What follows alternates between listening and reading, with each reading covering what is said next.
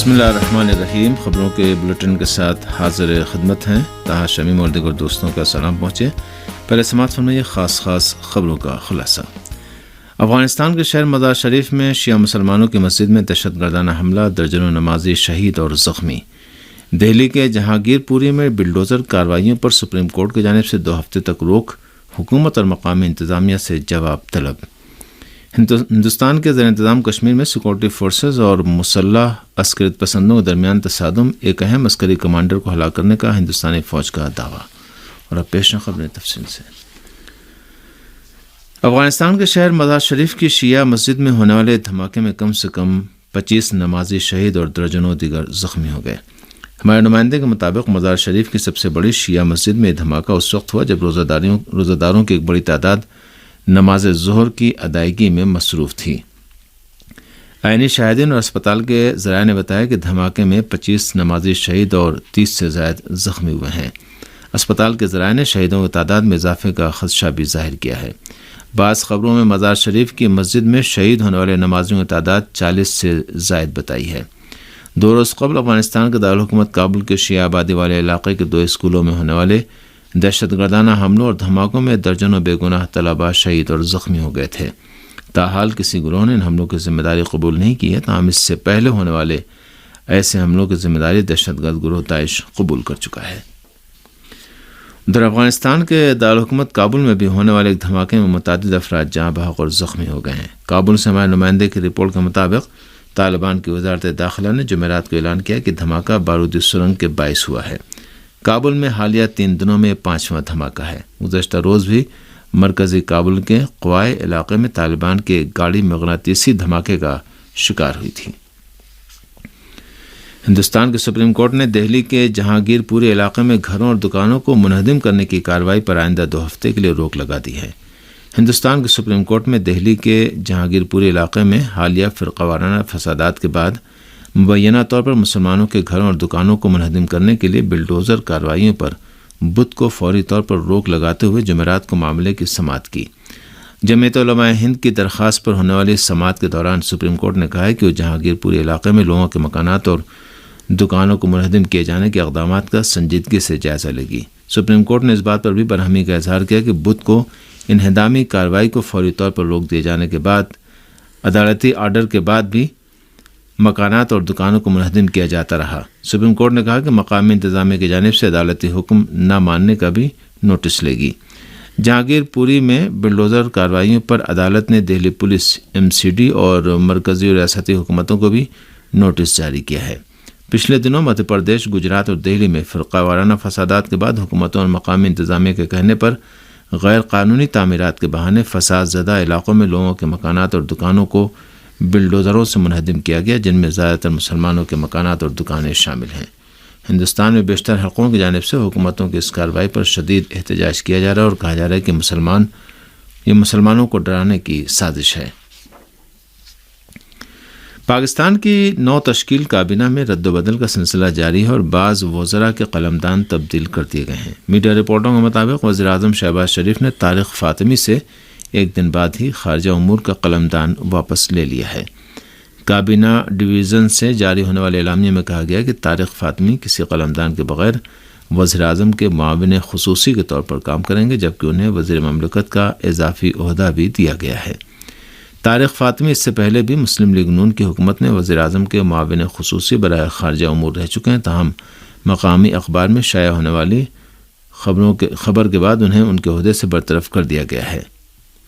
Dawn leaks میں شائع ہونے والی اس خبر کے بعد اس وقت کی حکومت اور فوج کے درمیان تعلقات میں تناؤ پیدا ہو گیا تھا۔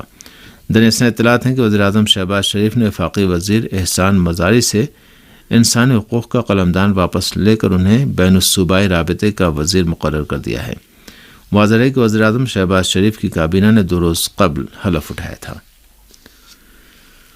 یوکرین کے شہر ماریوپول پر روس کا مکمل قبضہ ہو گیا ہے۔ روس کے وزیر دفاع سرگئی شویگوف نے صدر پوتین کے ساتھ ملاقات میں بتایا کہ اسٹیل کے کارخانے کو چھوڑ کے یوکرین کے شہر ماریوپول پر روس کا مکمل قبضہ ہو گیا ہے۔ انہوں نے کہا کہ یوکرینی ملیشیاؤں کے تقریباً 2000 اہلکار فولاد کے مذکورہ کارخانے میں موجود ہیں، جنہیں ہتھیار ڈالنے کی پیشکش کی گئی ہے۔ کہا جا رہا ہے کہ صدر ولادیمیر پوتین نے اسٹیل مل پر حملے کو غیر ضروری قرار دیتے ہوئے روسی فوج کو ایسا کرنے سے روک دیا ہے۔ روسی وزیر دفاع نے یہ بھی بتایا کہ 1,42,000 سے زائد عام شہریوں کو ماریوپول شہر سے باہر نکال لیا گیا ہے۔ انہوں نے کہا کہ شہر کی صورتحال مکمل طور سے پرسکون ہے اور عام شہری چاہیں تو اپنے گھروں کو واپس آ سکتے ہیں۔ یوکرین میں جنگ ایسے وقت میں جاری ہے جب اقوام متحدہ کے سیکرٹری جنرل اینٹونیو گوتریش نے بدھ کے روز دونوں ملکوں کے صدور کے ساتھ ملاقات کی خواہش ظاہر کی ہے۔ انہوں نے آرتھوڈاکس عیسائیوں کے ہفتہ مقدس کے موقع پر یوکرین میں 4 روز جنگ بندی کی بھی اپیل کی ہے۔ اسلامی جمہوریہ ایران کے وزیر خارجہ حسین امیر عبداللہیان نے کہا ہے کہ خطے میں پائیدار امن فلسطین پر غاصبانہ قبضے کے خاتمے سے ہی ممکن ہوگا۔ دوسری جانب حماس کے سربراہ نے فلسطینیوں کے لیے ایران کی بے دریغ حمایت کا شکریہ ادا کیا ہے۔ انہوں نے اقوام متحدہ کے جنرل سیکریٹری، اسلامی تعاون تنظیم کے جنرل سیکریٹری اور مسلمان ملکوں کے ہم وزراء خارجہ کو الگ الگ خط ارسال کر کے صہیونی حکومت کے جرائم کے تعلق سے بعض حکومتوں اور بین الاقوامی برادری کی خاموش اور دوہرے معیار پر شدید تنقید کی۔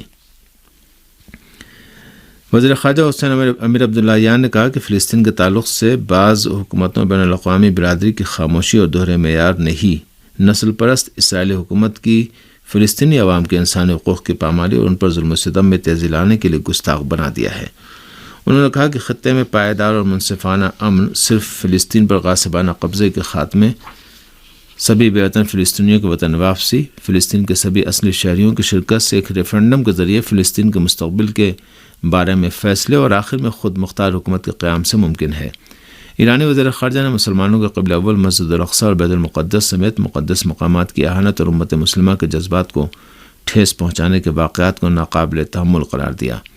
انہوں نے ایک بار پھر اسلامی جمہوریہ ایران کی خارجہ پالیسی کے اس بنیادی اصول کو دہرایا جس میں کہا گیا کہ جب تک فلسطینیوں کے مکمل حقوق کی بازیابی نہیں ہو جاتی اس وقت تک ایران فلسطینیوں کی جائز اور قانونی جدوجہد کی حمایت پوری طاقت کے ساتھ جاری رکھے گا۔ وزیر خارجہ کے بیان کہ خطے میں امن اور استحکام کا قیام فلسطین پر صہیونی حکومت کے غاصبانہ قبضے کے خاتمے کے بعد ہی ممکن ہوگا، فلسطین کے بارے میں ایران کے اصولی موقف کی عکاسی کرتا ہے۔ در حقیقت مئی 1948 سے یعنی تقریباً پچھلے 75 برسوں سے فلسطینی سرزمینوں پر صہیونیوں کا غاصبانہ قبضہ ہے اور اس وقت سے مسلسل اس سرزمین میں جنگ و خونریزی کا سلسلہ بھی جاری ہے، اور صہیونی حکومت پچھلے 7 اشروں سے فلسطینیوں کو ان کے گھروں اور شہروں سے محروم کر رہی ہے، جس کی تازہ مثال بیت المقدس کے محلے شیخ جراح سے فلسطینیوں کو جبری طور پر نقل مکانی پر مجبور کرنے کی صہیونی حکومت کی کوشش ہے، جبکہ غزہ کا بھی پچھلے 16 برسوں سے مکمل محاصرہ ہے اور سب کچھ امریکہ اور سامراجی طاقتوں کی براہ راست حمایت سے ہو رہا ہے، جبکہ علاقے کی بعض عرب حکومتیں بھی اب کھل کر صہیونی حکومت کے ساتھ آ گئی ہیں۔ اس حقیقت کے پیش نظر فلسطینیوں نے اپنی سرزمین اور قبلہ اول کی آزادی کے لیے پورے عزم کے ساتھ مسلح جدوجہد کا فیصلہ کر لیا اور اب تک کئی تحریک انتفاضہ جنم لے چکی ہے اور فلسطینیوں کی تحریک استقامت روز بروز طاقتور بھی ہوتی جا رہی ہے، کیونکہ فلسطینیوں نے سمجھ لیا ہے کہ آزادی صرف اور صرف مسلح جدوجہد سے ہی ممکن ہے۔ چنانچہ بین الاقوامی امور میں رہبر انقلاب اسلامی کے مشیر ڈاکٹر علی اکبر ولایتی اور حماس کے سربراہ اسماعیل ہنیہ کے درمیان ہونے والی تازہ ترین ٹیلی فونی گفتگو میں بھی اس یقین کا اظہار کیا گیا کہ آخری اور حتمی کامیابی فلسطینیوں کی ہی ہوگی۔ اس ٹیلی فونی گفتگو میں اسماعیل ہنیہ نے فلسطینیوں کے لیے اسلامی جمہوریہ ایران کی بے دریغ حمایت کا ایک بار پھر شکریہ ادا کیا اور کہا کہ ایران نے ہمیشہ فلسطینیوں کی حمایت میں ثابت قدمی کا مظاہرہ کیا ہے اور ہم ایران کے اصولی موقف سے ہمت اور حوصلہ لیتے ہیں۔ یمن کے عوامی انقلابی تحریک انصار اللہ کے سربراہ اور نیشنل سالویشن حکومت کے نگران اعلیٰ نے کہا ہے کہ علاقے میں استقامت کی طاقت جتنا بڑھے گی امریکہ اور اسرائیل پر اتنا زیادہ خوف طاری ہوگا۔ یمن کی تحریک انصار اللہ کے سربراہ سید عبدالملک بدر الدین الحوثی نے اپنے خطاب میں کہا کہ اسرائیلی دشمن پر حزب اللہ لبنان کی فتح گزشتہ 7 برسوں میں یمنی عوام کو حاصل ہونے والی کامیابی اور عراق و شام سمیت دیگر علاقوں میں استقامت کی کامیابیاں اس بات کی واضح علامت ہے کہ اگر عوام وعدہ الہی پر یقین و اطمینان رکھیں تو اللہ تعالیٰ بھی ان کی مدد کرے گا۔ یمن کی نیشنل سالویشن حکومت کے نگران اعلیٰ عبدالملک بدر الدین الحوثی نے مزید کہا کہ دشمن اجتماعی قتل عام سمیت ہر طرح کے جرم کا ارتکاب کر رہا ہے اور اس کے ظلم و ستم اور شیطنت اور شرانگیزی کو روکنے کے لیے دفاعی طاقت کی ضرورت ہے، اور یہ دفاعی قوت صرف مضبوط جہادی اقدامات سے ہی حاصل ہوگی اور مسلم امہ آخرکار مکمل دفاعی قوت و صلاحیت کے مالک بن کر رہے گی۔ تحریک انصار اللہ کے سربراہ نے کہا کہ دشمن امت اسلامیہ کے خلاف اپنے جرائم انجام دینے کے لیے ہر موقع سے فائدہ اٹھاتا ہے، لیکن اگر وہ اپنے مقابلے میں کوئی دفاعی طاقت دیکھے گا تو 100 بار سوچے گا اور اپنے اندازوں پر نظر ثانی کرے گا۔ بدر الدین الحوثی نے کہا کہ قرآن کریم میں اللہ تعالیٰ کا حکم ہے کہ انسان کو طاقت اور طاقت کے وسائل حاصل کرنا چاہیے تاکہ دشمن ہزاروں بار اپنے اندازوں پر نظر ثانی کرے اور سمجھ جائے کہ آپ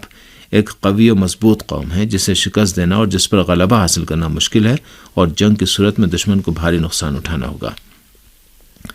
تحریک انصار اللہ کے سربراہ نے اس بات کی جانب اشارہ کرتے ہوئے کہ اسلامی جمہوریہ ایران دور حاضر میں امریکہ اور اسرائیل کے مقابلے میں استقامت کی واضح مثال ہے، کہا کہ اسلامی انقلاب کی کامیابی سے لے کر آج تک ہر مرحلے میں امریکہ اور اسرائیل نے ایران کے خلاف سخت ترین اقدامات کیے ہیں اور وہ دوسروں کو بھی ایران کے ساتھ دشمنی کے لیے اکساتے رہے ہیں، لیکن ایران سے شدید عداوت و دشمنی کے باوجود وہ ایران کے خلاف براہ راست جنگ چھیڑنے کی ہمت نہیں رکھتے اور سخت خوف و ہراس کا شکار ہیں۔ انہوں نے کہا کہ استقامت کی طاقت جتنا زیادہ ہوگی دشمن پر اتنا زیادہ خوف و ہراس طاری ہوگا، اور ظاہر سعودی اتحاد بھی اس نتیجے پر پہنچ چکا ہے کہ یمنی عوام کے خلاف جنگ و جارحیت شروع کر کے وہ ایک بڑی دلدل میں پھنس گیا ہے اور روز بروز اس میں دھستا چلا جا رہا ہے۔ اس درمیان یمن کے محکمہ شہری ہوا بازی کے ترجمان نے اعلان کیا کہ اتوار سے صنعا ہوائی اڈوں سے پروازوں کی رفت آمد شروع ہو جائیں گی۔ 2016 سے صنعا کا انٹرنیشنل ایئرپورٹ بند ہے اور اس ہوائی اڈے سے تمام پروازیں معطل ہیں۔ اس سے قبل یمن کے اعلیٰ سیاسی کونسل کے سربراہ نے اقوام متحدہ کے خصوصی نمائندے سے ملاقات میں کہا تھا کہ ہزاروں یمنی مریض صنعا ایئرپورٹ کھلنے کا انتظار کر رہے ہیں اور علاج کے لیے ملک سے باہر جانا چاہتے ہیں۔ یمن کے اعلیٰ سیاسی کونسل کے سربراہ نے اقوام متحدہ کے خصوصی نمائندے سے ملاقات میں جنگ بندی سمجھوتے پر مکمل عمل درآمد کا مطالبہ بھی کیا۔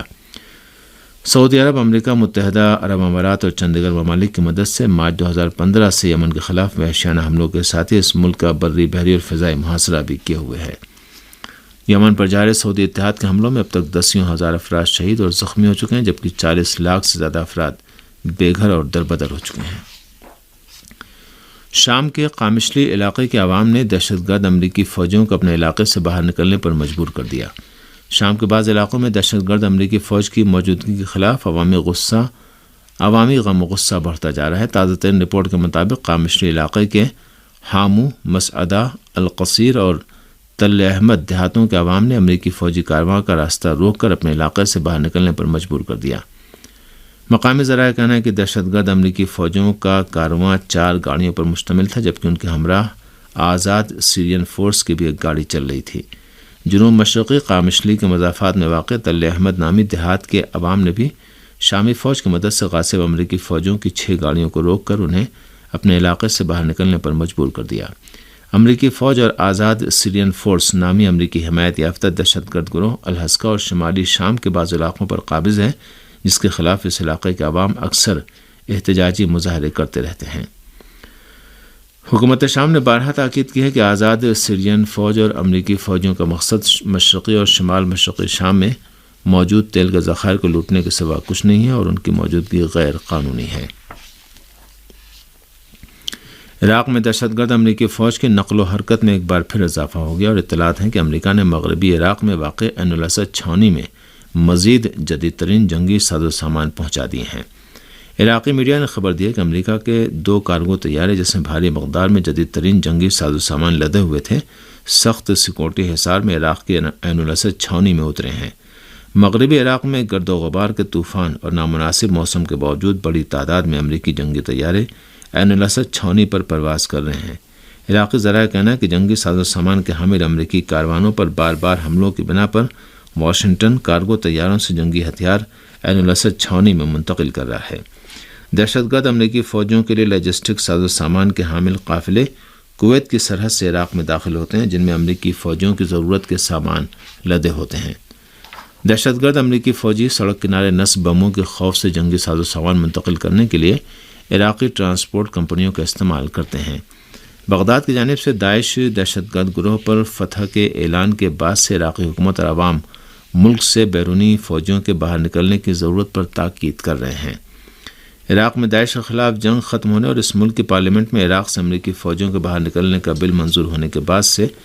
بغداد اور واشنگٹن کے درمیان کئی دور کے اسٹریٹجک مذاکرات بھی انجام پا چکے ہیں، تاہم امریکہ عراقی پارلیمنٹ کے بل کو خاتمے میں نہ لاتے ہوئے عراق میں بدستور موجود ہے۔ دوسری جانب عراق کے فتح الائنس نے الہول کیمپ سے داعش کی عراق میں واپسی اور اس ملک میں دہشت گردانہ کارروائیوں میں اضافے کی بابت خبردار کیا ہے۔ امریکی کانگریس میں آج صبح اس وقت افراتفری مچ گئی جب سیکورٹی خدشات کی وجہ سے کانگریس کی عمارت کو اچانک خالی کرنے کا حکم دیا گیا۔ میڈیا رپورٹوں کے مطابق کانگریس پولیس نے مشکوک ہوائی جہاز کے کانگریس کی عمارت کے قریب پہنچنے کے بعد تمام ارکان کو فوری طور پر باہر نکلنے کا حکم دیا، جس سے افراتفری مچ گئی۔ چند منٹ کے بعد کانگریس پولیس نے خطرہ ٹل جانے کا اعلان کر دیا اور خطرے کا سگنل دوبارہ سفید کر دیا گیا۔ امریکی سیکورٹی اداروں کی جانب سے کانگریس کی عمارت پر ممکنہ حملے کے بارے میں یہ تشویش ایسے وقت میں دکھائی دے رہی ہے جب رائے عامہ کے تازہ جائزوں میں 57% امریکی شہریوں کو خوف ہے کہ کانگریس کی عمارت پر دوبارہ حملہ کیا جا سکتا ہے۔ 6 جنوری 2021 کو سابق امریکی صدر ڈونلڈ ٹرمپ کے حامیوں نے کانگریس کی عمارت پر اس وقت حملہ کر دیا تھا جب وہاں صدارتی انتخابات میں الیکٹرل کالج کے ووٹوں کی توثیق کے لیے ارکان کا اجلاس جاری تھا۔ اس حملے میں ایک پولیس اہلکار سمیت 5 افراد ہلاک اور درجنوں زخمی ہو گئے تھے۔